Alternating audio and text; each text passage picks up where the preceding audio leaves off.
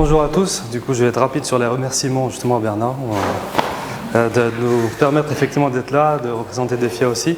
Donc, je suis le cofondateur de Defia. On a créé notre société il y a à peu près 7 mois, donc beaucoup d'ancienneté. Et avant cela, on a fait partie, mon associé et moi, Arnaud, d'une start-up californienne qui s'appelle Era Technologies, qui était dans le domaine, on va dire, d'optimisation, qui ont une plateforme pour automatiser les décisions. Et on a vu effectivement qu'il y avait deux points intéressants à développer qu'on ne pouvait pas effectivement proposer sur le marché. La première était, le premier point, c'était le prix et le coût de la plateforme, et surtout le fait qu'on achète une plateforme qui soit vide, c'est-à-dire sans rien dedans. Donc on a inversé effectivement le problème de notre côté. On a utilisé une plateforme qui existe quasiment chez tous les clients. Donc on est plateforme agnostique. On développe nos applications qui servent effectivement à régler un problème bien particulier. Donc je vais vous parler un peu de décision déjà pour commencer. Donc j'ai trouvé en fait une méthode super sympathique pour faire participer les gens. Donc je ne suis pas du tout inspiré de ce qui s'est passé hier. J'ai copié exactement ce qui a été fait hier. Mais non, c'est un autre numéro. Donc j'en ai créé un effectivement pour Defia, du coup, que je vais réutiliser. Donc la première question, si vous voulez bien répondre, combien de décisions un être humain, donc un adulte, prend par jour?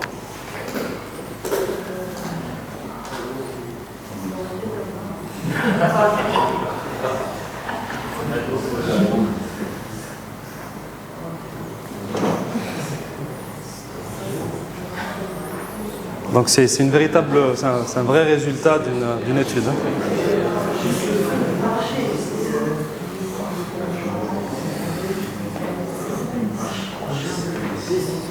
Une décision. Ouais. Alors les décisions dont je parle, en fait, c'est les décisions de tous les jours, hein, d'accord, donc être humain. Là, c'est... Ah.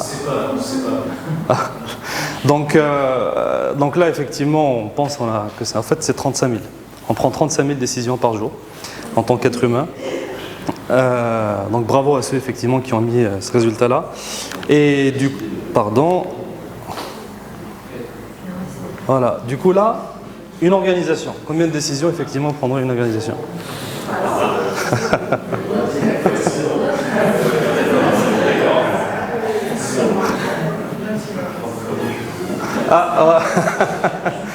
Bon, j'espère que ça va bouger quand même. Hein, mais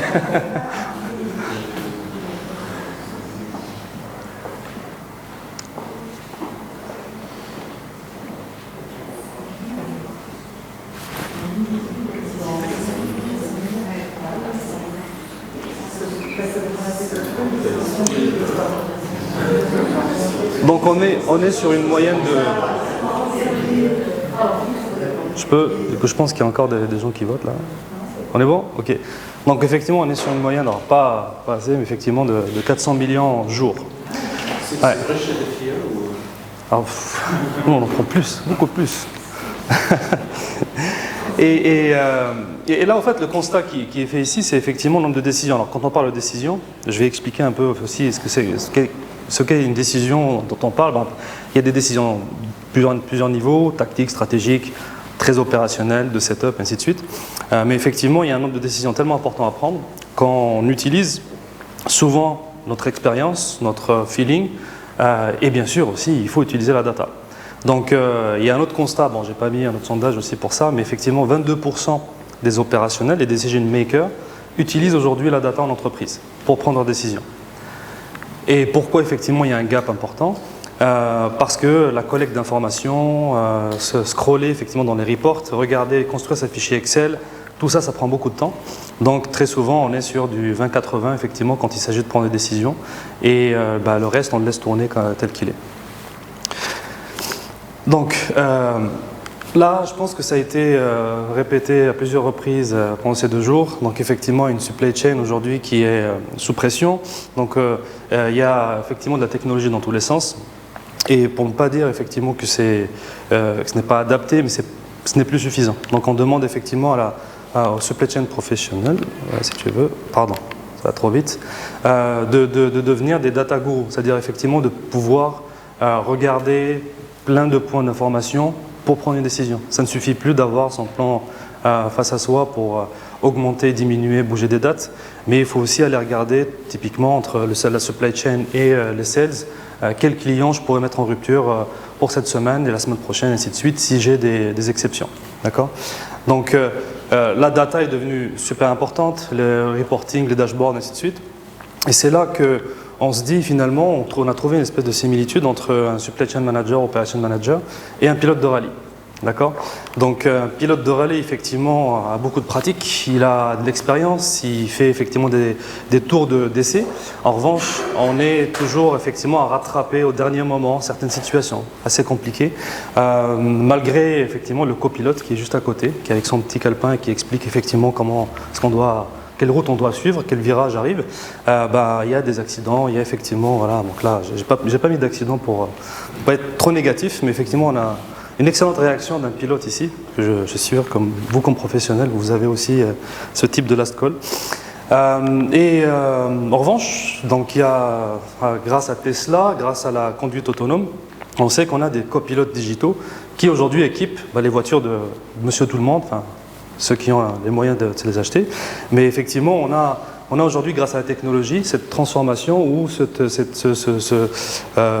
passage à avoir un copilote digital qui nous permet justement même de lire en fait la route pour que les suspensions puissent absorber les chocs ou les trous qui arrivent effectivement sur la route. Donc je vais passer cette partie-là, histoire d'aller effectivement sur ce point-là. Donc aujourd'hui, on utilise des apps tous les jours, d'accord, dans sa vie personnelle. On a des recommandations qui arrivent, même si on ne sait pas que c'est des recommandations. On sait que ça fonctionne comme ça. Je prends le cas de Waze. On l'utilise pour effectivement, même si j'ai une route qu'on connaît très bien, on utilise Waze pour une raison très simple, c'est qu'il y a des bouchons, ça nous propose effectivement une route alternative. Parfois, ça le fait pour 1 minute, c'est pas du tout intéressant, mais ça a le mérite d'être là. Donc effectivement, alors, il faut savoir aussi que si on ne prend pas la route qui a été proposée, Waze va aussi apprendre de cette décision-là, derrière comprendre effectivement pour l'user comment est-ce qu'il peut améliorer au fur et à mesure. Okay. Pareil, si effectivement on utilise TripAdvisor pour choisir un hôtel, il va aussi proposer des activités autour, des restaurants, des événements, ainsi de suite. Donc c'est un système de recommandation qu'on utilise qui sont déjà sur notre smartphone aujourd'hui. Et la même chose pour Netflix, si je veux regarder une série, il va me proposer aussi des alternatives. À chaque fois que j'ouvre Netflix, il me propose des choses à regarder. Je ne clique pas tout le temps sur ce qu'il me propose, je regarde parfois, mais effectivement ça apprend de mes décisions. Et là aussi, c'est une décision effectivement d'aller sur une série ou sur une autre. Et là, on se dit, effectivement, le business et les opérations n'est pas une exception à cela. Donc, pourquoi ne pas imaginer aussi des solutions, effectivement, des smart apps ou ce qu'on appelle les digital copilotes digitaux, pour effectivement trouver la meilleure allocation de matière ou de composants à certaines fabrications. On peut effectivement avoir des recommandations là-dessus. On peut aussi nous aider effectivement. Donc, on a planifié nos supplies vers les différents endroits où on doit exporter, où on doit transférer du stock, ainsi de suite. En revanche, quand on arrive sur une période assez court terme, quel est le meilleur moyen de transport à prendre? Donc, j'ai eu le cas de figure où une entreprise pharma qui devait planifier ses transports vers différentes filiales à l'export. Et ils n'arrivaient pas à remplir leurs conteneurs. Une raison simple, c'est que le prestataire de transport n'avait pas assez de visibilité. Donc ils avaient un buffer temps effectivement, qui leur permettait d'attendre le nombre de palettes qui arrivaient et le remplissage était à 30%. On est arrivé, on a mis en place effectivement un modèle qui leur permettait d'anticiper et de dire quelle livraison, quelle palette je dois mettre dans un conteneur, laquelle peut attendre, histoire de pouvoir massifier et remplir beaucoup plus. Voir quelles sont celles effectivement qui peuvent aller en air freight et en avion. Donc là, c'est des décisions très opérationnelles qui sont très souvent qui doivent être prises rapidement et le fonctionnement, on va dire, le principe de fonctionnement est quasi le même que les applications qu'on utilise tous les jours.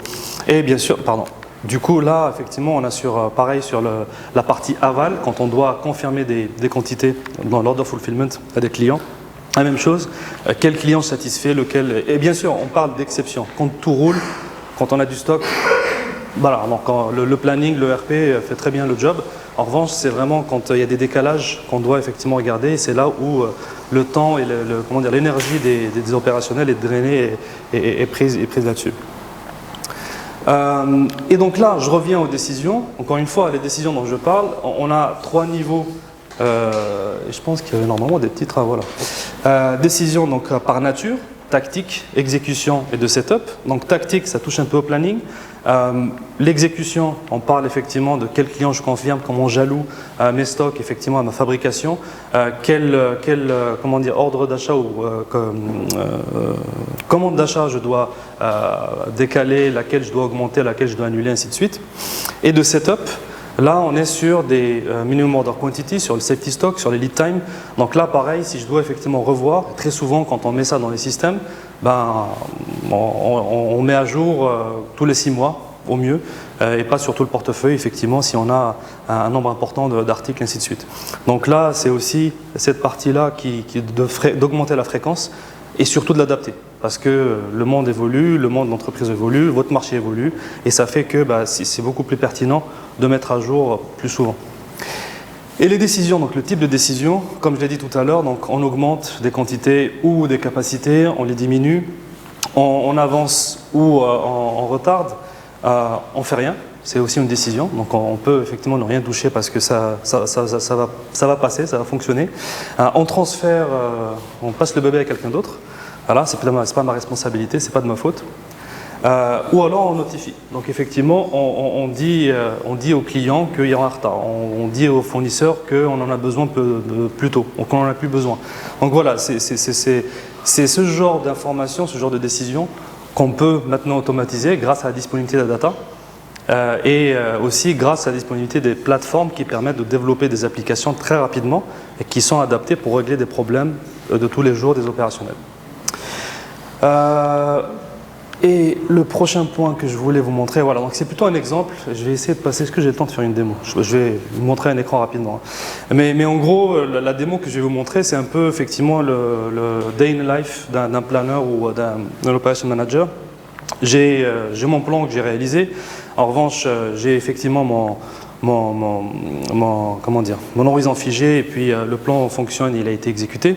Mais là aujourd'hui, j'ai des exceptions, j'ai des alertes. Ces alertes-là, quand j'en ai une, je vais regarder un premier écran. Je vais ensuite télécharger, regarder sur un Excel, faire des simulations, faire des trade-offs. Je vais envoyer un email à mon collègue. Je vais voir effectivement ce qui se passe de son côté, ce qu'il est possible d'effectivement réaliser ou de régler le problème. Ensuite, je dois valider avec mon boss. Donc, j'envoie une notification pour avoir une approbation. Et ensuite, je reviens dans le système pour effectivement exécuter la décision qui a été prise.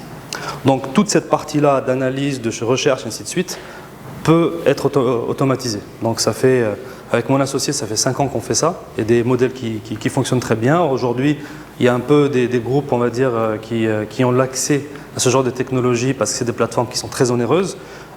Comme je vous l'ai dit tout à l'heure, nous on le fait différemment. On le fait sur les systèmes du client, que ce soit ils ont déjà des clouds ou alors on-prem, pour effectivement permettre déjà d'optimiser les technos qui ont été achetés et surtout de travailler directement sur la data qu'ils ont et éviter aussi les questionnements en sécurité, sortir les data effectivement des systèmes et ainsi de suite. Donc c'est tout ça qu'on compresse et on arrive sur un mécanisme de génération de recommandations. Donc au lieu d'afficher effectivement des chiffres avec lesquels vous allez filtrer ainsi de suite pour trouver, là on arrive sur une recommandation d'action. Et la recommandation, comme je vous l'ai dit tout à l'heure, c'est effectivement les décaler et trouver, bouger les quantités. Donc si je prends un exemple que j'ai ramené avec moi, c'est pas ça, ça c'est Jira. Voici, donc là le cas d'usage que j'ai pris, c'est effectivement sur la partie appro. C'est assez petit quand même, hein, donc attendez, je vais augmenter la taille. Voilà.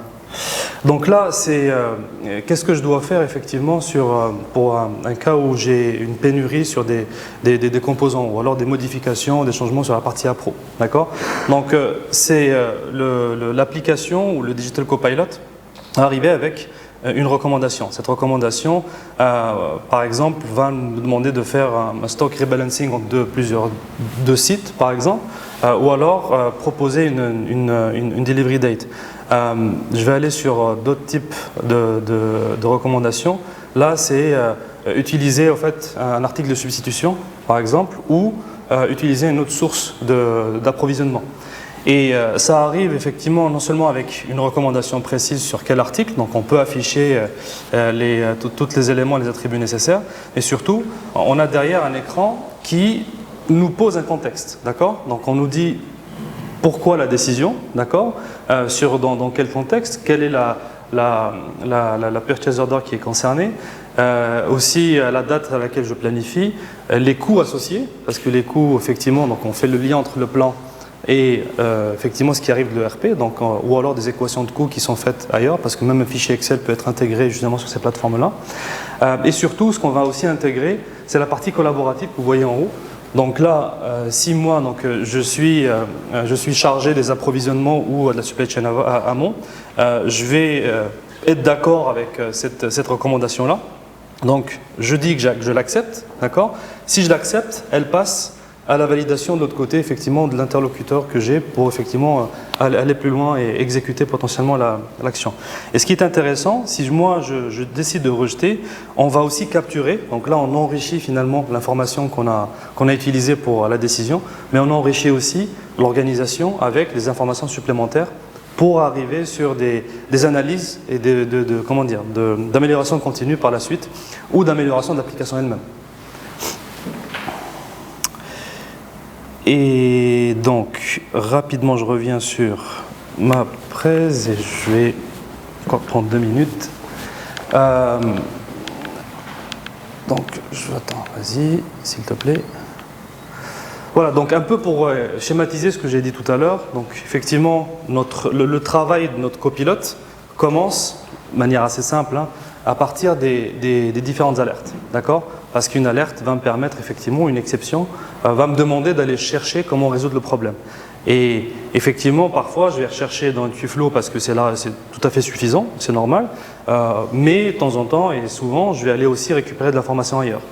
Et du coup, on va permettre effectivement de lier ce qui se passe dans le Qflow, de récupérer des informations même depuis Excel, comme j'ai dit tout à l'heure, mais surtout des data lakes, des ERP et d'autres systèmes métiers, TMS, WMS, ainsi de suite, pour ensuite combiner, appliquer un algorithme de décision et sortir des recommandations, comme je l'expliquais tout à l'heure.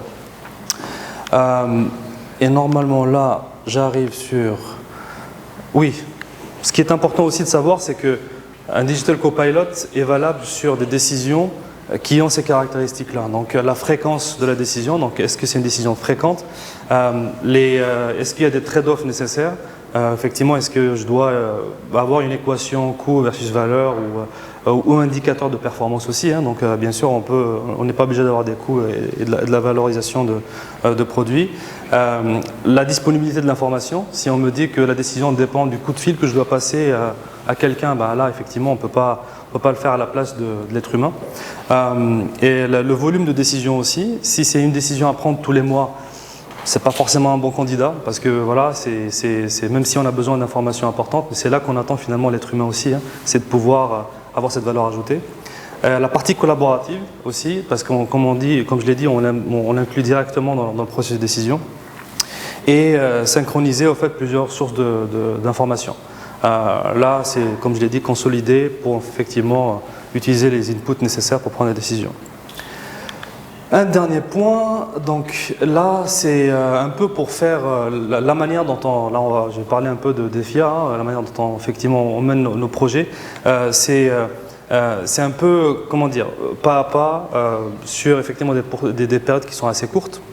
L'objectif étant de montrer de la valeur tout de suite, d'avoir cet indicateur valeur important, surtout la valeur, alors qu'elle soit monétaire ou indicateur de performance qu'on cherche à optimiser. Donc c'est le point qu'on peut lier directement à la recommandation, d'accord? Allez, s'il te plaît. Voilà.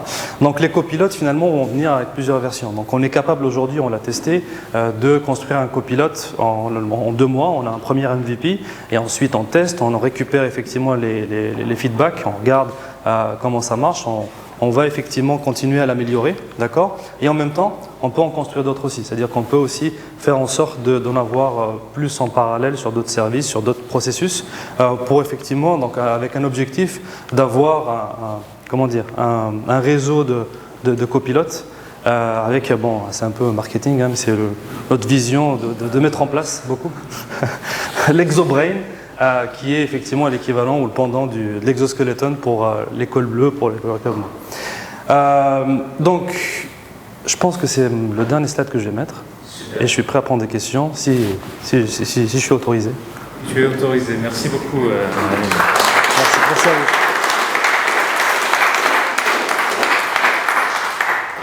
Question pour Amine. Est-ce qu'il a bien vendu ce cas? Je ne suis pas venu pour vendre, hein, tu me l'as dit. Pas celle-ci. Et comme Amine le disait, c'est plateforme agnostique, donc en liaison avec un Inflow, en liaison avec l'ERP. Je crois que tu étais la semaine dernière chez Future Master aussi, c'est ça? Exactement, tout à fait. En fait, voilà, c'est aussi la possibilité de développer des copilotes qui sont dans l'environnement de votre infrastructure et de votre écosystème pour répondre à des besoins d'automatisation qui ont une certaine réponse. OK? Et qui peuvent envoyer des trucs dans le RP, dans le machin. Est-ce qu'il y a un lien avec l'application pour Automate, parce que j'ai reçu une partie de Microsoft? Oui. Pour Automate derrière? Exactement. On développe sur Power Automate, effectivement. Après, notre secret sauce, c'est d'avoir, parce qu'il y a une liste importante de fonctionnalités, c'est de comment les utiliser pour sortir effectivement ce type d'application. D'autres questions? Ou est-ce qu'on passe cette fois-ci vraiment à la dernière présentation? Tu récupères ton PC? Yes. Merci.